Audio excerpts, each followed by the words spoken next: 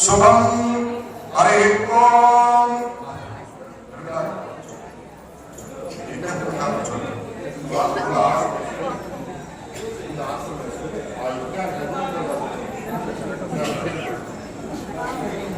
पूजा सच्चन आराधनं करिष्यामि ओम स्वच्छेनं सकलविध प्रौढ सैन्यादनातं मुद्राचक्रे करकमले संकलनो ददाम मेघश्यामं सुरवरं वेदवस्त्रं स्वाङ्गं जाये देवं विगतदमिनं सूत्रवत्ता समेतं ओम गणानां भवामहे कविं कवीनां मोक्षलस्तमः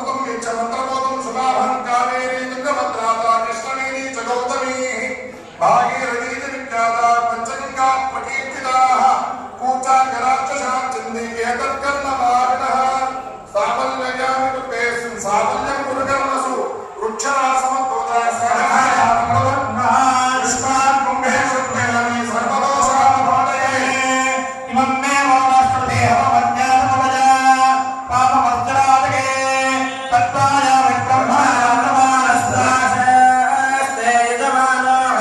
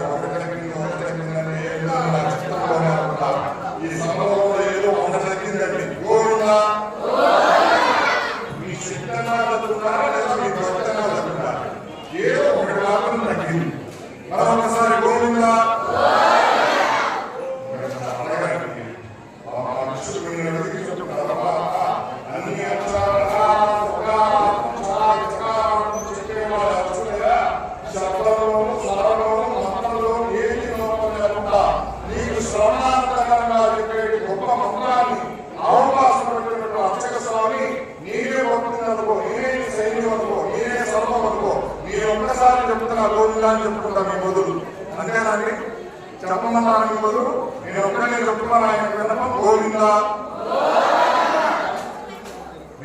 భగవద్బంధువులారా 4వ సంవత్సరంలో మనం అడుగు పెట్టాం ఇక్కడ యాగాన్ని మనం ప్రారంభమైంది ఇక్కడతో 4 యుగాలట్లా అయితే మనల్ని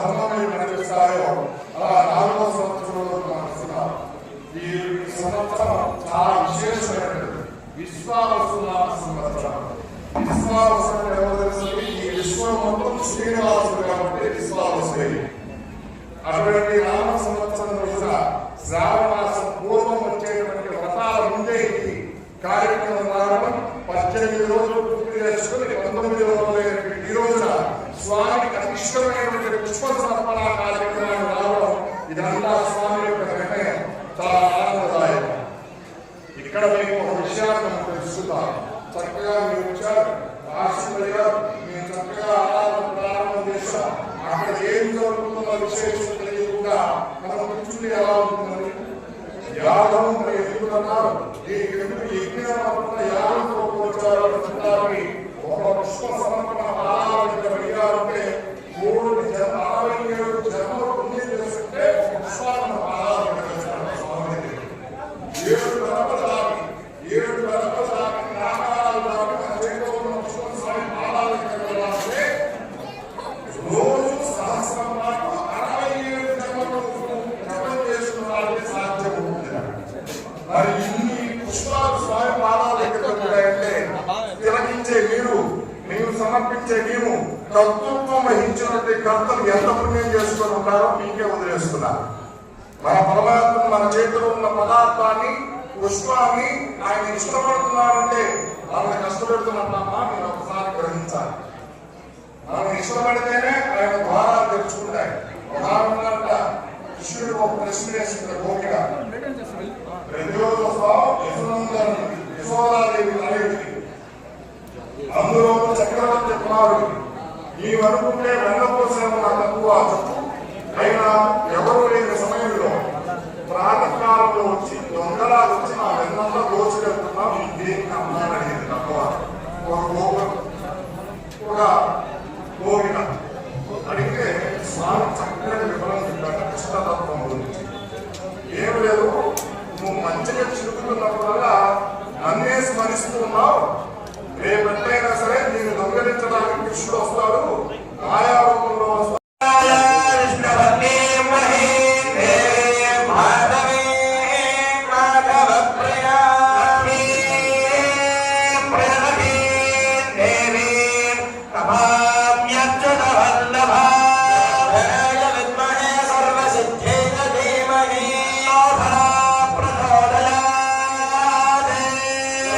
Shana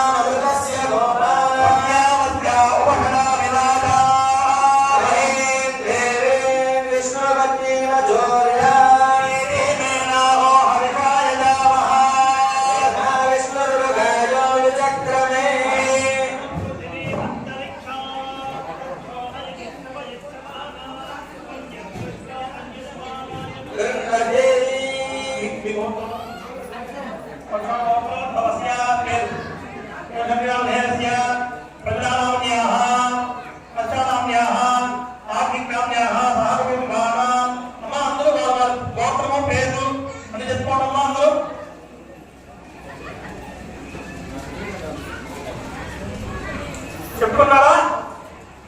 మనసులో అందరూ కూడా మీ గోత్రాన్ని అస్య దేవత భగవత్ ప్రీత్యర్థం పుష్పయాగ మహోత్సవాగ సమారాధ్యర్థం పూర్ణావతి అంత భౌమంచోషధిదేన మన్యస్వ మనమదేన మన్యస్వ స్వనేన మన్యస్వనేన సవిదం ప్రసువారే హేమతో దేవానవందనోయుతో విష్ణుర్విచక్రమే పృథివ్యా సప్తనామ విశ్వాహ పూర్ణమాహృత్యో మనసా ప్రజాపతి స్వాహ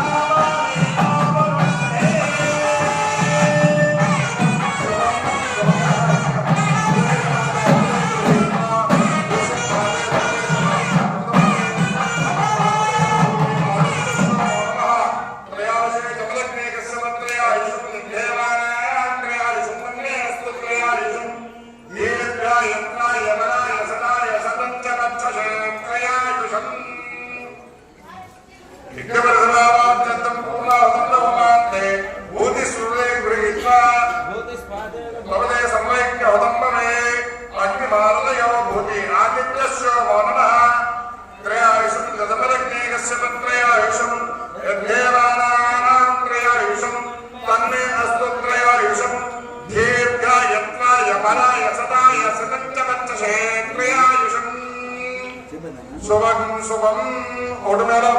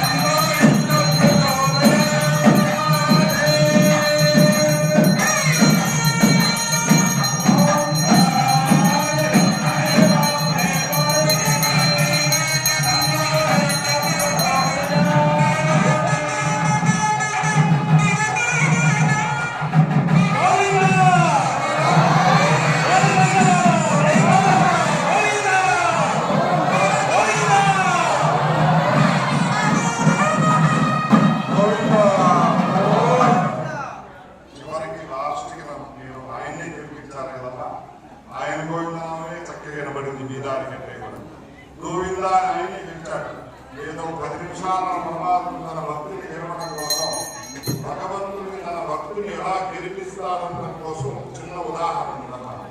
మీకు ఒక స్వామివారి విశేషం గురించి మీతో పంచుకోవాలనుకుంటున్నాను. మనం గుంటూరు వెళ్తూ ఉంటే మార్గ మధ్యలో ముగ్గురే ఒక గ్రామం ఉంది.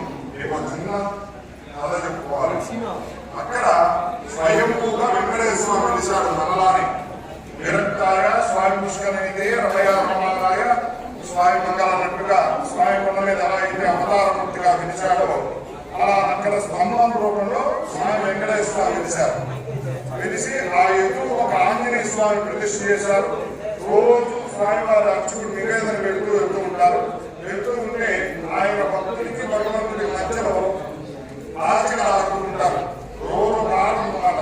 ఆంజనేయ స్వామి కూర్చుంటే ఆయనతో పాటు కూర్చొని వెంకటేశ్వర స్వామి కూడా ఆచరణ ఆడటం అలవాటు. ఆడుతుంటే ఎప్పుడు భక్తులే వెలుస్తారు. వెంకటేశ్వర స్వామిని ఓడుకుంటున్నాడు. ఆ ఓడిపోయే సమయంలో హనుమంతుడు అని చెప్తారు. చాలా ఆనందంగా ఉంది నాకు. ఎన్ని అర్చక స్వామి నివేదన చేస్తున్నాడని చూసి అమ్మవారికి పంపిస్తారు. ఆ కొండ మన వేణుగోపాల స్వామి కంటే ఎక్కువ ఉంటుంది. దగ్గర 750 మీటర్ల పైన ఉంటుంది కొండ. అయితే స్వామి చక్కగా 400 మీటర్లు వచ్చి అర్చకుడు గ్రామం వైపు చూస్తూ ఉంటాడు. మీ అందరికీ తెలుసు, స్వామివారి నివేదన పట్టుకొని ఒక చోటు తీర్థం తీసుకొని నడుచుకుంటూ వెళ్ళి అర్చనా కైంకర్యం చేసుకుంటుంటారు. అర్చక స్వామి నివేదన మాత్రం పట్టుకొని వెళ్తుంటారు. అది చూడగానే హనుమంతుడు తీసుకుని సమాచారం పైకి చేర్చే లోపల స్వామి పాచకల్ని మార్చేస్తాడు. ఆయన నిర్చేరుగా పెట్టుకుంటాడు. అన్ని పాచకలు ఇదే ఉంది. 10 వేస్తే వెంకటేశ్వర స్వామి గెలుపు. పాప పెరిగిన హనుమంతుడు మళ్ళీ వచ్చి ఆడటం, రోజు ఓడిపోవడం, మళ్ళీ పరమాత్ముడు గెలవడమే జరుగుతుంది. అయితే ఒక రోజు ఏమైందంటే ఇలానే ఆడుతుంటే స్వామి వెళ్ళి అమ్మా వెళ్ళి నివేదన వస్తుందని చూసి రామ్మని పంపించాడు. 400 మీటర్ల దగ్గరకు వచ్చి స్వామి ఈ అర్చకుడు ఇంటి వైపు చూసి ఉంటాడు. ఆ రోజు అనుకోకుండా ఆ అర్చక స్వామి పరంపరించిపోయాడు. స్వామి పరంపరించగా చివరి యాత్ర జరుగుతుంది. అయ్యో అర్చకుడు వస్తే కదా నన్ను స్వామి రమ్మన్నారు, మరి అర్చకుడే రాలేదు కదా, నేనేం వెళ్తాను. అక్కడే సరైపోయాడు హనుమంతుడు. మీరు అటువంటి క్షేత్రం స్వామి సరైపోతే ఇప్పటికీ అమ్మ అక్కడ ఎంత గొప్ప విశిష్టత అంటే అక్కడ ఆంజనేయ స్వామి ఒక గంట ఉంటుంది. ఆ గంట కొడితేనే పైకి అర్చకుడు నివేదన తీసుకెళ్తారు. లేదంటే గోతులు ఆ నివేదన లాక్కుంటాయి, మధ్యలో లాగేస్తాయి.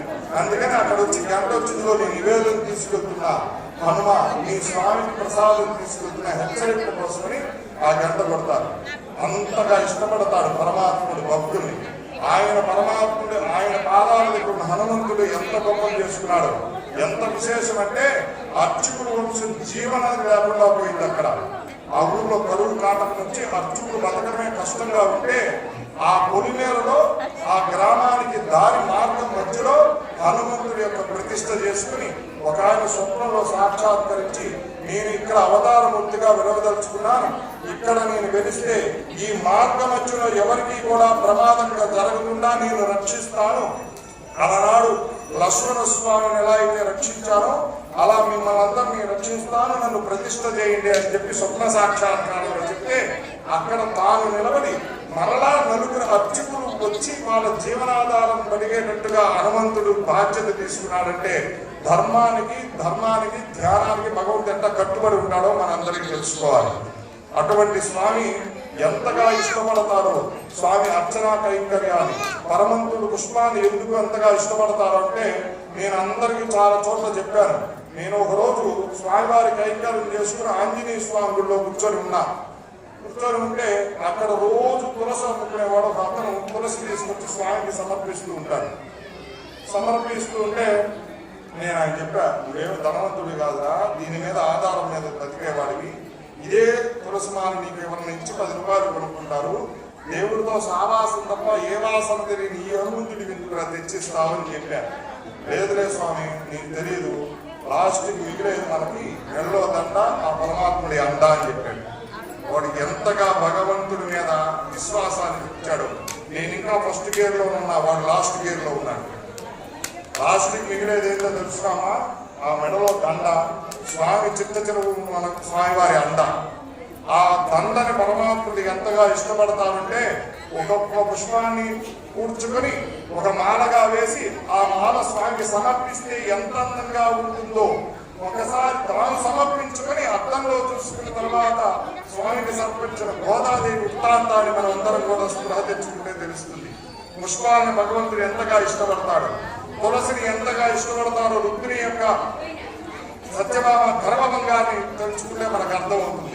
ఇన్ని పూలు వేస్తే స్వామికి ఎంత బంగారం వేసినా తోగని పరమాత్ముడు భక్తితో తులసి రేపు వేస్తే చాలు పొంగిపోయాడు, తేలిపోయాడు. పరమాత్మని గెలవాలంటే మనం వజ్ర వైడూర్యాలు కానీ ఎల్వన్లు కానీ ఎల్టూలు కానీ తీసుకోవడం అవసరం లేదు. మనస్ఫూర్తిగా మనం ఏదైతే సమర్పణగా చేస్తామో ఒక పుష్పానైనా సరే తన హృదయాల్లో పెట్టుకుంటాడు ఆ నారాయణమూర్తి. అటువంటి కలియుగ నారాయణ ప్రత్యక్ష దైవం తిరుమల క్షేత్రంలో రామాపురం అనేటువంటి గ్రామంలో ధర్మరాజు అనేటువంటి దేవాలయంలో ఈ యాగం చేస్తున్నామంటే మన పుణ్య సముపార్జన ఎంతగా ఉంటుందో. మళ్ళీ మనం ఇటువంటి యాగాలు ఎప్పుడు చేస్తామంటే మళ్ళీ కృతయుగంలోనే చేయాలి. మనం ఈ మళ్ళీ కలియుగంలో మనకి ఇక జన్మ ఉంది, ఇన్ని చూడాల్సి వస్తుంది. పోయినా ఇప్పుడే బయట జరుగుతున్నటువంటి కల్మషమైన కలి ప్రభావాల చేత వింటుంటేనే ఇంత ఇదిగా ఉందంటే అటువంటి కలి ప్రభావంతో వచ్చేటువంటి క్రియల కలాపాలు మనం చూడలేము. కాబట్టి పరమాత్మ మోక్షయామి, మాకు ఒక్క మోక్షాన్ని భయ్యా అది చాలని చెప్పి మీరందరికీ కనుక తెలిస్తే స్వామివారు 4 చేతులను చతుర్భుజాలు వేసుకొని ఉంటాడు. చేసే సాయం చేస్తుంది. 4 మోక్షాలు ఇవ్వడానికి 4 భుజాలు వేసుకుని ఉంటాడు. ధర్మం అనే 2 అక్షరాల మీద నిలబడి ఇప్పటికీ కూడా తను నిలబడి మన ధర్మాన్ని రక్షిస్తూ దర్శనం చేసుకుంటే చాలు పునర్జన్మనించేది. పునర్జన్మే లేకుండా చూసేటువంటి నారాయణమూర్తి పాదాల చెంత ధర్మస్థాపనం కోసం తాను నిలబడి ఎంతగా అయినా సరే రక్షించటం కోసం తానే పరమాత్ముడిగా గీత సంవాద గీతాన్ని బోధించే కృష్ణ పరమాత్ముడి చెంత మనం చేసేటువంటి యాగము యజ్ఞాలతో అతిరాక్త ఆత్మయామ శాంతవన పౌండరిక అశ్వమేధ యాగాలతో సమానమని మీ అందరికీ సభాముఖంగా చెప్పుకుంటున్నాం. ఎన్నో యాగాలు వేరు ఖర్చు పెట్టి చేయని అవసరం లేదు. ఇటువంటి పుష్పయాగాన్ని చేసే సారు పంచమహాయజ్ఞాలు చేసినట్టు ఫలితం వస్తుందని దేవస్థానంలో పెద్ద పెద్ద దేవాలయాలు ఈ పుష్పయాగాన్ని పెట్టారు. మరి ఏ మనుషుడు భక్తిని మనసులో దూరిందో యాగం ఎప్పుడు అనుకుందో ఇప్పటి వరకు నిరాటంకంగా జరుగుతూనే ఉంది. భారతము అంటే మనందరికీ తెలుసు, రామాయణము అంటే రాముడు అయనం, రాముడు ప్రవేశించింది కాబట్టి రామాయణం అని అంటారు. మరి భాగవతము అంటే భగవంతుడి యొక్క గతాన్ని మన తరాల వాళ్ళకి చెప్పడమే భాగవతం. అటువంటి భాగవత భారతాలన్నింటినీ కూడా ప్రతి సంవత్సరం మనకు ఇష్టము ఉన్నా లేకపోయినా ఇక్కడ పారాయణ రూపంలో భారతం జరుగుతుందంటే ఈ రామాపురంలో ఇంకా ధర్మం వీడలేదయ్యా, ధర్మం ఇంకా ఇక్కడ ఉంది అని తెలియడం కోసమే పరమాత్మ చేస్తున్నారు. మన తరాలన్నింటినీ కూడా వృద్ధి చేయడం కోసం, తరాలన్నీ కూడా సమృద్ధిగా కలగడం కోసం మన ఎలా అయితే ఈ ఆచార వ్యవహారాలు ఎలా అయితే ఉన్నాయో మన తరాల వాళ్ళకి చెప్పాలి. ఈ పుష్పయాగ మహోత్సవం నిరాటంకంగా ఎన్ని సంవత్సరాలైనా సరే ఈ కార్యక్రమాన్ని ఆగకుండా జరిగించాలని భగవంతుని వేడుకుంటున్నారు. ఈ కర్తృత్వాన్ని ఎవరి ఆటంకాలు చిన్నపాటి వచ్చినా సరే మరలా ఆ స్థానంలో ఎవరో ఒక భక్తుడు వచ్చి ఆ కైంకర్య ప్రభువుగా నిలబడి యజ్ఞాన్ని చేయాలని మేము కోరుకుంటున్నాం. ఇక్కడ కూర్చున్న క్రతువులు నిత్యం మా స్వామివారి దర్శనానికి వచ్చే భక్తులు ఆమె స్వయంగా స్వామి ఈ సంవత్సరం మేము చేసుకుంటాం అంతకన్నా భాగ్యం అమ్మ, ఎంత మహాపుణ్యమో చేస్తారో అలాంటి మీలాంటి ఆత్మీయులు చేయడం ఇంకా మహాభాగ్యం అని చెప్పాము. ప్రతిసారి కర్త ఒక ఆయన వస్తాడు, వధువులాగా వస్తారు, నూతరులాగా వచ్చి ఆ పీట మీద కూర్చొని యజ్ఞ యాగాలు చేసి చిన్న అక్షతలు వేసుకునేంత వరకు కూడా ఆ పుణ్యాత్మరాలు ఇంకా నాకు తెలుసు స్వామి చూస్తూనే ఉంటుంది. ఆ భక్తురాలు అలాంటి భక్తి సంపన్నమైనటువంటిది, నిజమైనటువంటిది భగవంతుడు 3 మనకిస్తాడు. చిన్న ఒక ఉదాహరణ చెప్పుకొని కార్యక్రమాల్లోకి వెళ్ళిపోతాం. ఇంకా మిమ్మల్ని ఎక్కువగా నేను ఇబ్బంది పెట్టదలుచుకోలేదు. మనందరికీ తెలుసు తిరుపతి, ఏమండి తిరుపతి, ఇది మాత్రమే తెలుసు. ఇది అంటే ఏమిటండి, 3 ముందు ఒక తీ ఉంటుంది, వెనక ఒక తీ ఉంటుంది. ఆ రెండుని తీసేయండి, ఏముంటుంది? ఏమిటి తీసేయాలి, మొదటి తీని తీసేయాలి, వెనక తీని తీసేయాలి. మధ్యలో ఏముంటుంది? రూపం అంటే ఏమిటి? ఆయన స్వరూపం. మూడుని తీసేసి మూడింటి ఇచ్చేవాడు కాబట్టి ఆయన తిరుపతి అయ్యాడు. ఆ మూడింటిని ఏమని తీసేస్తాడు? కోపము, క్రోధము, కోరిక రెండింటిని తీసేస్తాడు. ఏమిస్తాడు?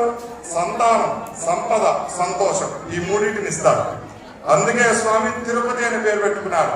మరి తిరుపతి అని పేరు పెట్టుకున్న తిరుమల ఎందుకంటే తిరిగి మరలారా తిరుమల, తిరిగి మరలా సజీవంగా నా దగ్గరికి రారా తిరుమలకు వచ్చినట్టుగా తిరిగి మరలారా తిరుమల అని అటు గొప్పటువంటి నామాన్ని స్వామివారు పెట్టుకున్నారు.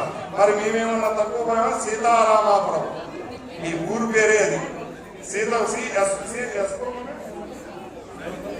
శ్రీరామాపురం అంటారు. శ్రీరామాపురం, రామాపురం.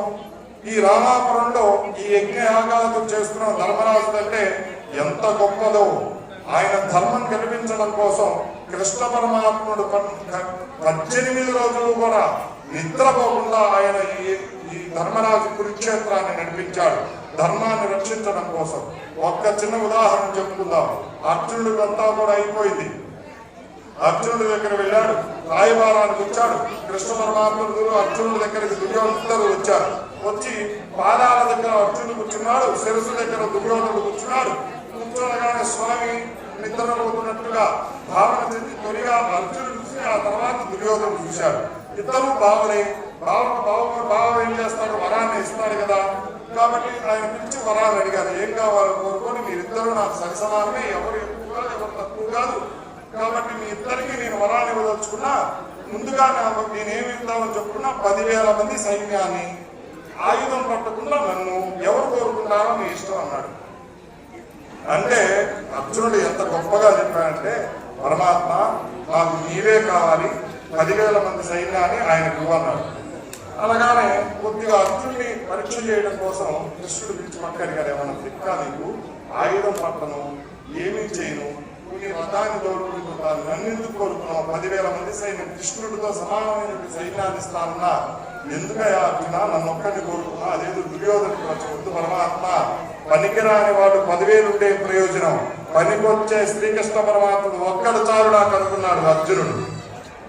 ధర్మస్థాపనం చేసే కృష్ణ పరమాత్ముడు చాలయా, నువ్వు ఒక్క సలహా ఇస్తే చాలు, నువ్వు ఆచరణ చేసుకుంటా. నువ్వు ఎత్ర యోగీశ్వర కృష్ణో ఎత్ర మార్గో తనుత్తర తత్ర శ్రీ విజయోపతి ధ్రువాణి తిరుమల. ఎక్కడైతే విజయం ఉంటుందో, ఎక్కడైతే స్వామి అర్జునుడితో కూడుకున్నాడో అక్కడ విజయం ఉంటుందని భగవద్గీతే చెప్తుంది. అటువంటి అర్జునుడు కృష్ణుడు ఉన్న ఈ గ్రామం రామాపురం. మరి ధర్మం ఉండకి ఇక్కడ ఏముంటుందమ్మా? త్యాగం ఉండకి ఏముంటుంది? ప్రతి పుష్పాన్ని మనం త్యాగంగా వేస్తాం కాబట్టి ఇది పుష్పయాగంగా భగవంతుడు స్వీకరిస్తాడు. ఆ కార్యక్రమం ఒక 10 నిమిషాల్లో ప్రారంభమవుతుంది. మీరందరూ కూడా చిట్ట చివరి వరకు ఆ కార్యక్రమాన్ని తిలకించి మీ దగ్గరికి ఆ పుష్పాలు ప్రసాదంగా రావాలే కానీ మీరు దాన్ని త్వరగా తీసుకోకూడదు. ఆయన కోరుకుంటాడు చిట్ట చివరి భక్తుడి వరకు నా ప్రసాదాన్ని వెళ్ళాలనుకుంటాడు. అలా మీరు భక్తి భావనతో ఉండాలి, అన్నది పాటించాలి. కాబట్టి ఇక్కడ ఉన్నటువంటి కార్యక్రమాల కార్యకర్తలందరూ కూడా స్వయంగా వారే మీ దగ్గరకు వచ్చి పుష్ప సమర్పణ చేసిన పుష్పాలందరినీ ఇస్తారు. స్వామి అర్చక స్వామి వచ్చి మీ మీద ఆశీర్వదించి ఆయన స్వయంగా తీసుకొచ్చి పుష్పాన్ని మీకు సుమంగళంగా వధువుని తీరుస్తూ చక్కగా మీ అందరినీ తీరుస్తారు. ఎవరు కూడా యాగం తర్వాత అక్కడి నుంచి లేచి స్వామివారి దగ్గరికి రావాల్సినటువంటి ప్రయత్నాలు ఏమి చేయకండి. పరమాత్ముడి యొక్క ప్రసాదం స్వామి దగ్గరికే వస్తుంది. తన నోటి దగ్గరికి, స్వామి చేతి దగ్గరికి, భక్తిన వాళ్ళ చేతి దగ్గరికి చేర్చడమే అర్చుడు యొక్క లక్షణం, తను నమ్మిన వాళ్ళ దగ్గరికి. కాబట్టి మీరందరూ కూడా మీకు చెప్పినటువంటి సూచన పాటిస్తారని కోరుకుంటూ గోవింద చక్కగా కార్యక్రమం జరుగుతుంది. ఒక్కొక్క పుష్పాలు స్వామివారి సమర్పణ చేస్తారు. తొలిగా మోక్షం కోసం తులసిని చేస్తారు, మనోవాంఛన నెరవేర్చడం కోసం మల్లెలు చేస్తారు, కామ క్రోధాలని రసించడం కోసం కనకాంబరాలు చేస్తారు, మనో ఉన్న కల్మశాలని ఓటం కోసం జామంతి పుష్పాలు చేస్తారు. ఇవన్నీ కాకుండా అందంగా ఉండి అలంకృతం